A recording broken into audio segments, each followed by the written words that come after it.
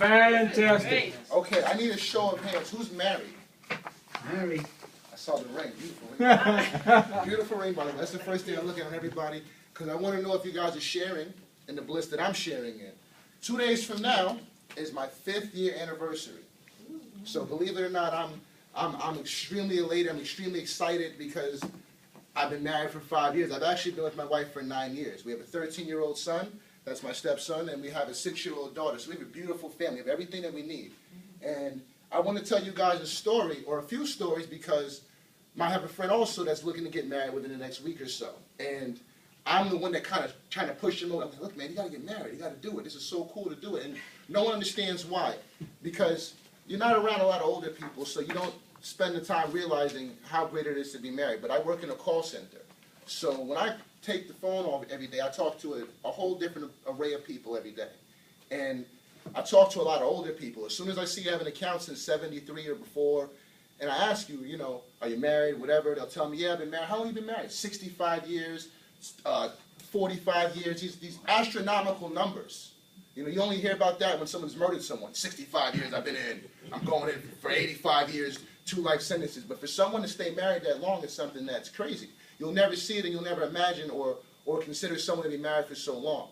I'm 29, so I'm proud to say that I'm married at 25, you know, that I'm married for 5 years. A lot of people can't say that. They can say they've been married, but by 29, most people are usually divorced if they got married in their 20s.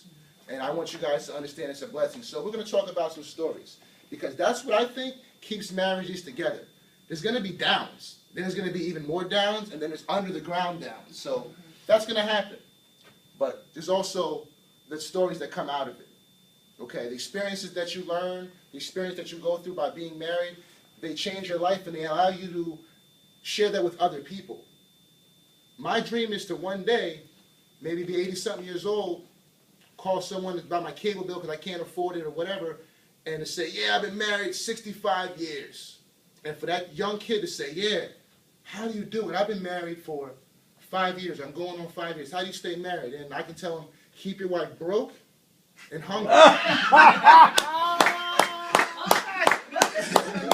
That's something witty to say to throw him off his game, because you want to keep him with you. You want to keep him hungry so they come home so they can eat. You want to keep him broke so they don't fly off. But no, I'm just kidding. I'm just kidding.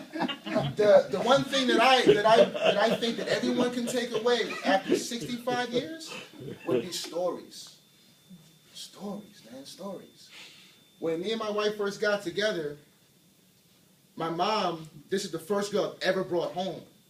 Because I'm a wild guy, you know, I would never bring somebody home I'm not planning on staying with. I brought my wife home to my mother. My wife is Mexican, full-blooded Mexican, born in Mexico. My wife is black, obviously.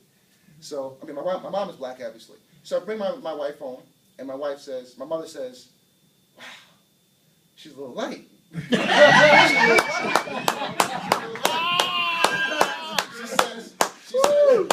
She's a nice girl, and I tell my mother, I say, Mom, she's the one. I really like this girl. You know, she's like, obviously you brought her home. You know the rule. She can't use your comb. Don't bring her home. And that was the rule she had, because she wanted me to have a black wife. But you know, that's who I fell in love with. I fell in love with this particular woman, and so did my mother. They got off the right foot, because I didn't go to school. Or I went to school, but I didn't go to graduate. I just went to school for fun.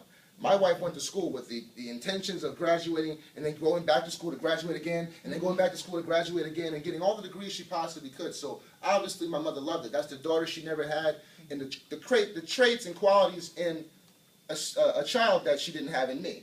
So they gelled. That's a story. That's beautiful. That's the reason why you should get married, because you're bringing someone into your home. You're bringing a new member.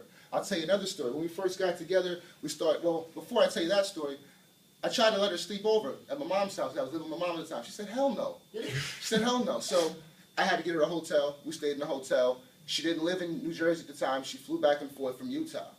A few months of doing that, we ended up living together. Our first apartment, we were living with my frat brothers.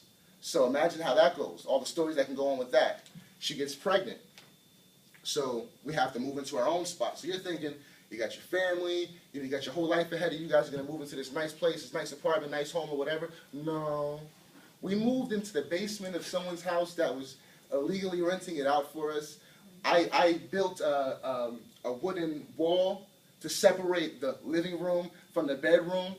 You know, at the time, you're embarrassed as a man. I have a child on the way. You know, what am I going to do? Like, you know, this is not how you provide for your family. Most people, they argue, they fight. And we did argue and fight. But by the grace of God, we stayed together. That's where most people fall apart. You don't realize, man, you're doing it for the stories. You could have been on your own, still struggling, living in that one-bedroom apartment, splitting the wall, you know, from your living room to your bedroom, being a bachelor. It's the same thing, but you got stories to share with somebody.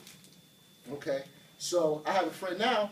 They have some children. They're living in a small apartment. And I look at them, I say, man, I remember that. I remember that. You guys are going to hate each other now because you're living in this small place. But I'm telling you, when life gets better, you're going to have these stories. Because now, we moved into a four-bedroom apartment, a four-bedroom house.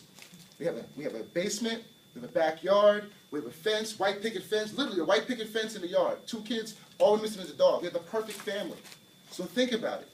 That's why you get married, for the stories. So you have good things to tell each other. I'll tell you another story. There's the embarrassing moments as well. There was a time me and my wife, we went to get some Mexican food because she's craving Mexican foods, you know, because she's from Mexico and she wants Mexican cuisine, but we're in New Jersey. So we drive up to Elizabeth and we're munching out, we're having a good old time. And me, I'm not obviously used to Mexican cuisine, so I'm picking out, getting my good fill in. And we're stuck in traffic trying to jump back, and all you know, there goes the bubble guts. There goes the bubble guts. If we live 45 minutes away, we're stuck in traffic. What am I going to do? So I'm sitting there talking. I'm like, oh, my God. I'm not going to make it. I'm not going to make it. We got to pull over. So we pull over on campus, and I'm literally jumping out of the car, hightailing it, running to the girls' bathroom to just barely make it. These are funny stories. When I'm 65 years old, I can say that. When you're living a single life and you don't want to live with someone and give your heart to somebody and trust somebody, that's what you're missing out on. You're missing out on being able to have someone co-sign you and tell you, yeah, I almost crapped myself one time eating Mexican food. You know, that's something hilarious. That's a story that you want to live with. So this particular speech today is tailored to my wife of 5 years, my best friend. I love you with all of my heart. I pray that we have 60 more years and plus. So if anyone out there has been married or is getting married or is married, I pray that you guys have the same stories that we do, or even funnier stories. If you want to know about more stories, talk to me, because that's what makes a marriage, and that's why I'm happy to be married. I love you, baby. All right. Woo!